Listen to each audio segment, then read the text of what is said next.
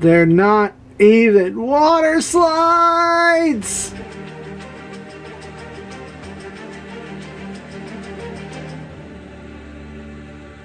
Hello, and welcome to Plebpla. Y'all know I don't do an unboxing very often, and when I do, it must be something neat. So let's get right into this box. I know what's inside, and half of the contents really don't matter right now. Everyone else is talking about one half, but we'll show you anyway. Dang, let's put the other one on top. As I try to work around the surprise here, the other half is my own Magana. Good job, great work. The important part, in its own paper wrap, can you identify? Name that robot! It's Strelitzia! I am a fan of the show. I know a lot of people don't like it. We're not here to discuss the anime, we're here to talk about model kits. And I'll be perfectly honest with you, I have never built anything from Moderoid before. The Good Smile company here on the side. Let's get nicely up in there. Good small company. There's the side here. We got a front shot of the robot. The other half of the box. The bottom. And the top, which this particular setup reminds me of SH Figuarts figures? No. I don't know what brand they are, but there's like, you go to an anime convention and they've got the table full of figures just lined up side by side. I think they're all by the same company. I just don't know what company that is. But I think that is Good Smile. I know they make Nendoroids. I know that much. Let's figure out how to get into this box in particular, because I do have in my backlog another Good Smile / Moderoid kit, the Maz and Kaiser, but I haven't gotten to it yet in my backlog. It's there. It's still about 13 deep, so you'll see it sometime in 2019. I gotta build to it first. As we struggle with the tape. I'm being stupid.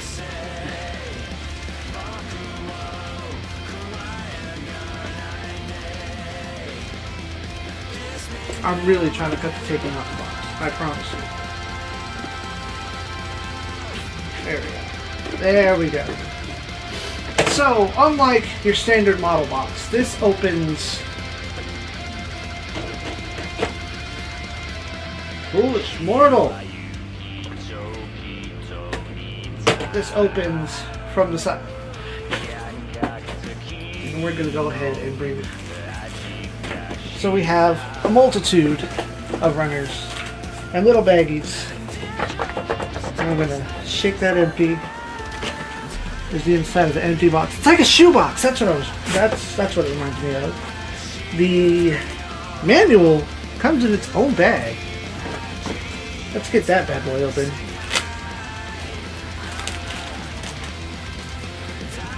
You've got manual here. As is tradition, you have a fold-out style manual. Both sides are in full color. But none of this is in English. It appears it's going to have a few decals. Yeah, none of these instructions are in English. We're going to zoom in on this page here. For a better look at this page, I 110% recommend Hobby Search. That is my source for getting Gunpla. 99% of the time. I'm not sponsored. I don't have a sponsorship. Oh no. It looks like we have an addendum. This is the second time I run into an addendum. Let's go through the manual. We must identify this addendum. Down here, we have step 12, and this is an edited step 12. It appears that they've done something wrong. It says to build them 2 times. I see the difference here. I'll try to hold this up for you. If we look here in this circled part, it shows what appears to be a polycap. But down here, it basically says that it was printed as an error, and you need to put the polycap in the correct way rather than not right at all. So let's get to the bags and the runners. So we have, going in order as best as I can. We have runner A here. Looks like arms and legs mostly. Some pieces that probably go on the head. Runner B, lots of smaller pieces, but it also includes the hands. 2 of runner C, which I can't immediately identify. Runner D, which looks like a bunch of knee and shoulder joints, chest piece, weapon parts there. E is a set of pre-painted faceplates. One of them has no eyes and one of them has eyes. F also contains some pre-painted parts. Runner G in red also has a couple of pre-painted, pre-molded parts. 2 of runner H. Runner I, which is a bunch of accent colors, and looks like a lot of weapon pieces as well.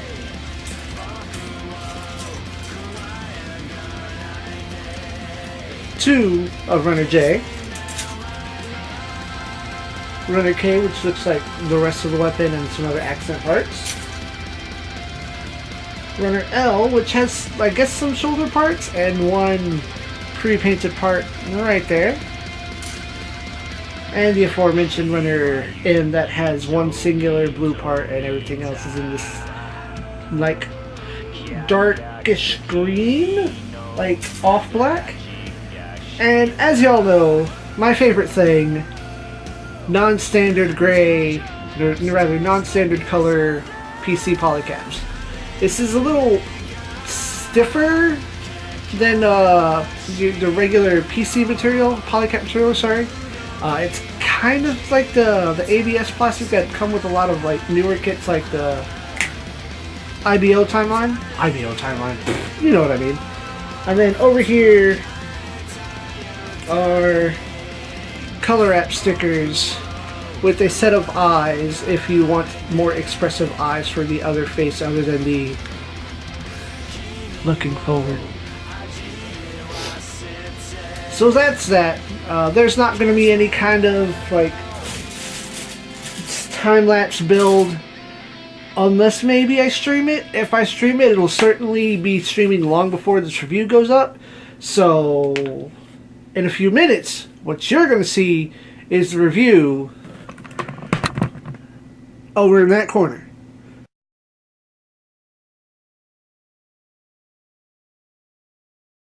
And so here we are with a result, a very polarizing result. That's what I'm looking for, where you've got some good points but you got a lot of bad points. I don't know, I've never really known what polarizing meant, but we're not here to talk about grammar, we're here to talk about robots. This is the completed model for the Strelitzia. I will say it right one of these days. Strelitzia. Because lit is in the middle. Got it. This kit isn't lit. The end result looks fantastic. I mean, it looks great. But I have to say that our Lord and Saviors at Bandai have us spoiled. Even Kotobukiya has us spoiled. Moderoid kits are made with a different kind of plastic. When you touch it, you can feel it's completely different. It's got a texture. It's not glossy smooth. It's not toy-like.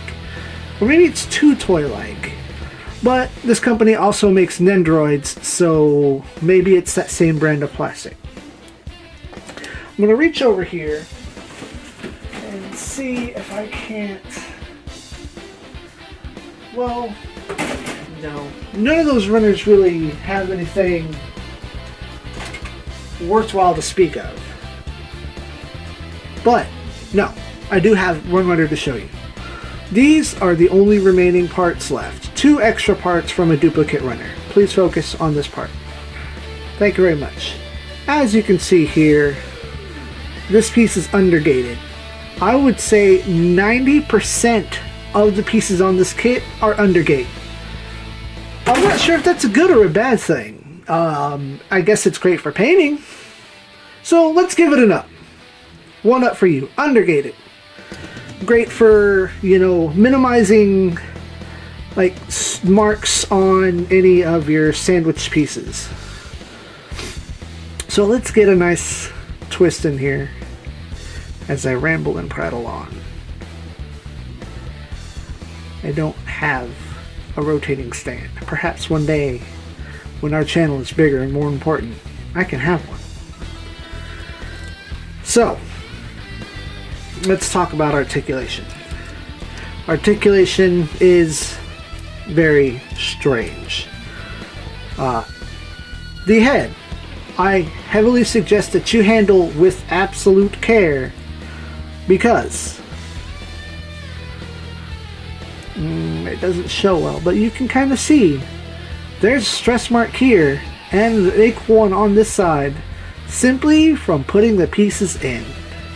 So you'll not want to really handle the head too roughly because it's very stiff. The joint is stiff, but you do get some motion. It's very hard for me to show since you have to handle the head from the front or perhaps from this piece here, which is one of the very few pieces on the head that does not recommend glue. This kit very much recommends a lot of glue for this horn, for these bunny ear pieces, back here at these hair pieces for the head, as well as these hair pieces up in the front. You don't, because of all of the hair, you don't get too much turn to the left or the right. Not to mention those enormous shoulders also greatly limit your ability to get any kind of real motion out of the head. You do get a lot of upward look though, and some down, but mostly at an upward look, so it's very particular about that. Your arms, we're gonna pop this shoulder piece off here to show the arms. The arms, this piece also recommends that you apply glue. I did not. Up here at the arms, you see a very strange sandwich ball joint. This joint plugs into here where there's a poly cap. And if this design is very concerning, so I heavily recommend you be incredibly careful when handling this arm. But with the arm free, you do get a lot of rotation, as awkward as it may be because of where that shoulder joint is. You also get arm movement, which this thing is super delicate and it frightens me to work with. See? You get a very stiff sandwich ball joint that will go up this high. But with the shoulder piece on, you will most certainly have less freedom of movement. As soon as I can get that back in there, that just pops in. You know, you have to work the shoulder, but at least the shoulder has enough mobility. This shoulder pad gets enough mobility that you can still get your full rotation, but you might scare yourself hitting the hair. These shoulder pieces right here also recommend glue. I did not, but this is the one, and it may not focus well enough to get in there to see. This one is one of the 4 that I stressed simply applying because it's not very clear in the instructions which way it goes. or I was just not interpreting it correctly. That could easily be my fault. However, with that other arm having fallen off, you can see here that it is a ball joint plug-in. It goes into a very deep set polycap. I'm going to come down, grab this lost piece. Perfect time to show you how that works inside there. That's just a polycap. It will plug in easily,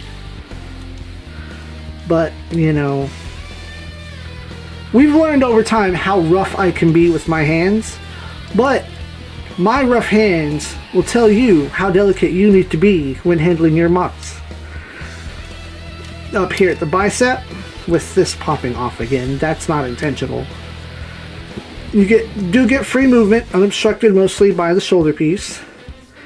At the elbow, you get 2 points of articulation, one here, and then one up here. So you will get a full elbow bend.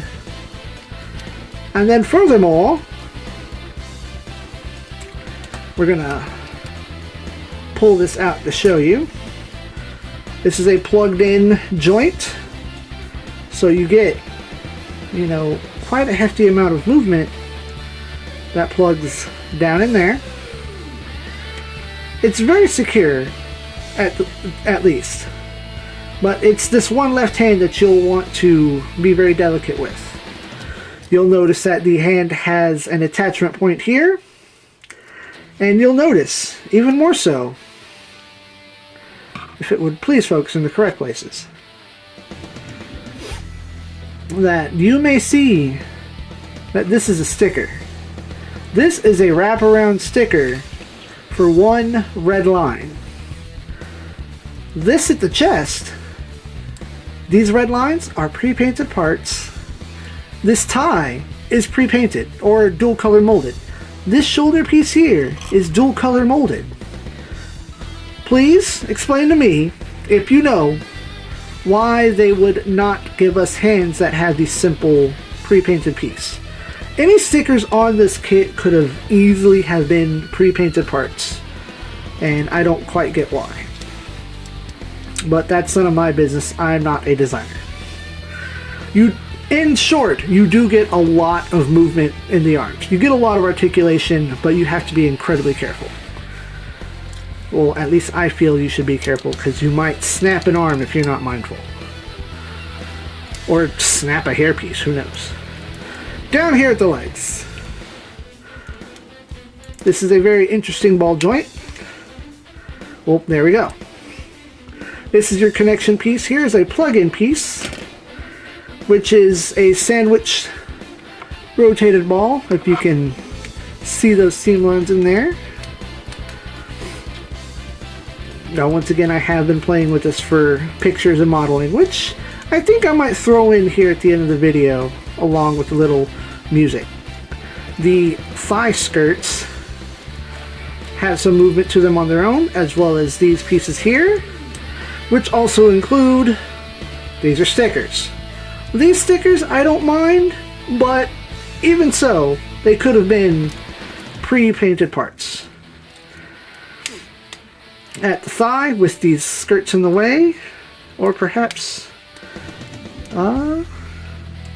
yeah, that is the limit due to the skirt. You do not get much of a split. Maybe you can fudge it a little bit more than I can, but I'd say 85-degree split there.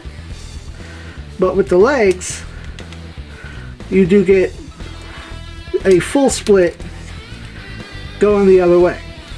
At the knee, you get one singular joint that gets all that curve in there.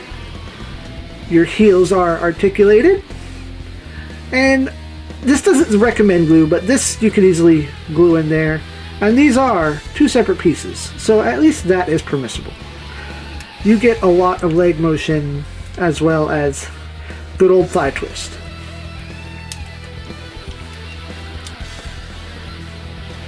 Now, because you see that she's got such narrow feet, one would think that you need a stand.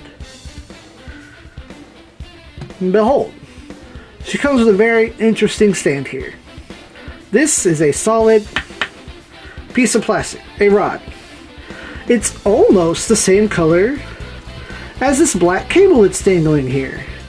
On one side, hair aside please, excuse me, you'll see this plugs into one side, and on the other, this point here will plug right in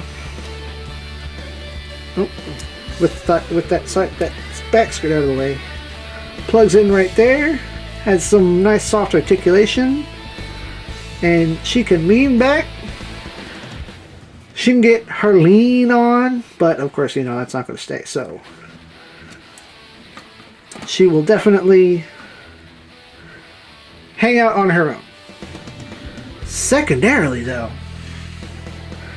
if you're not a fan of having this one weird trick, and this will be the absolute last time I disconnect this piece, because let me double check something right quick. Okay. No. I thought it was stress, but it was just poor cleanup after sanding. This piece will come out of here. You could set that aside forever and attach this piece here. This piece, sorry, I feel might stress a little more, so make your decision permanently. Once you attach that, it's a pain in the ass to get connected. And do I have one available? Not readily, so we'll use one of these pre-given stands. I think this one came with Winning Fumina or Rinko, and this is a 3mm connection point. Pops, if I'm not fumbling, right in to any 3mm connection, so this will work with your everyday action base. Action base 1, 2, 4, 5, 3. And as regular, you just plug that into the side. Angle it to the best of your ability. Oh dang. Who'd have thought that was a perfect height? I did not rehearse that. I did not know. That's pretty dope. The pre-given clear action bases that come with some of your models, it's a perfect fit for our Strelitzia. Bandai Moderoid. Unintended collaboration. There you go. Words are hard. Let us continue with the accessories. We have this big ass spear.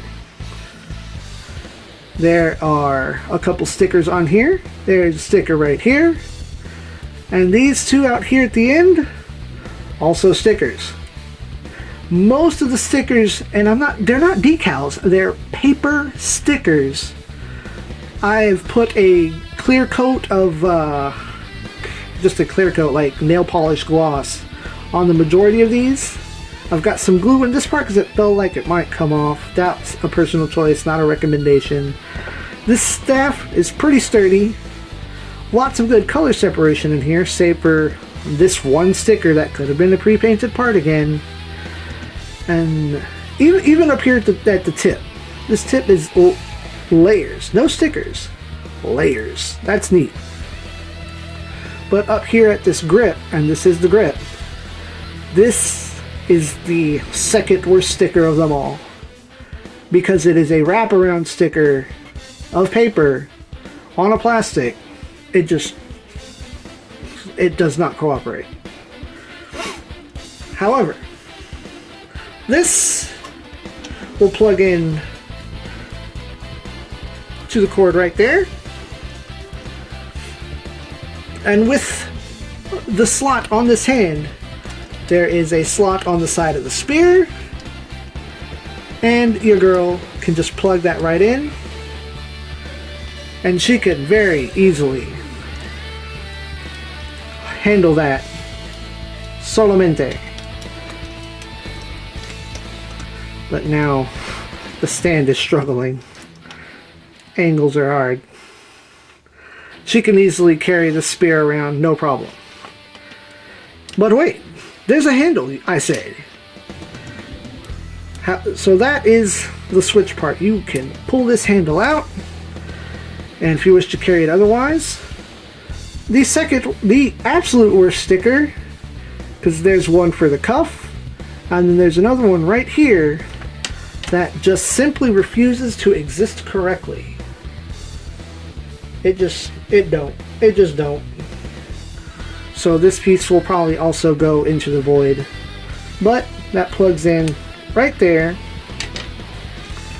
and you can remove your hand. Now, every time I've tried to remove the hand, I end up with the whole peg out, because on the other end, the peg is, come on, focus please. Focus. Rectangular. There's a rectangular peg that will plug into your hand. And that will plug right back into this big old forearm. Maybe. Tomorrow. Possibly. We don't do science here. We do estimations. Oh. Freaking polycap is turned inside of there. How incredibly rude. I assure you, I've never actually had that happen before. But, first time for everything. So, in conclusion, do we recommend the Strelitzia model kit by Good Smile Company / Moderoid? No. As a shelf piece, it looks fine. It looks just fine. It's probably probably bigger than whatever figures or statues that are out there. And of course that gives you the option to pose it however you like. But as a builder, and I say this with the caveat of a spoiled Bandai builder, this was a nightmare to experience. The undergating was fine, but the opportunities where there's multicolor pieces and then there's stickers that could have been multicolor is just bad. And what's worse is the fact that the kit needs glue. It requires glue to secure the pieces permanently. Now, upon putting in some of the other pieces, I can see that it's not necessary. It's more so recommended so it doesn't randomly fall out while you're handling it. But even so, because of how delicate these parts feel, the hair parts, and then how easily these bunny ears stressed, I really don't recommend this kit unless you're that much of a fan of the show. I am, not to mention I really wanted to go outside and, outside my comfort zone and try a new brand, a new line of model kits, which means coming soon, and I am going to cut out the Mazen Kaiser from the backlog queue, and we'll see that very soon. But that concludes today. Thank y'all for enjoying and checking out this Plebpla unboxing and review. We'll see you next Wednesday for more model kits, and as always, I forgot about the shields.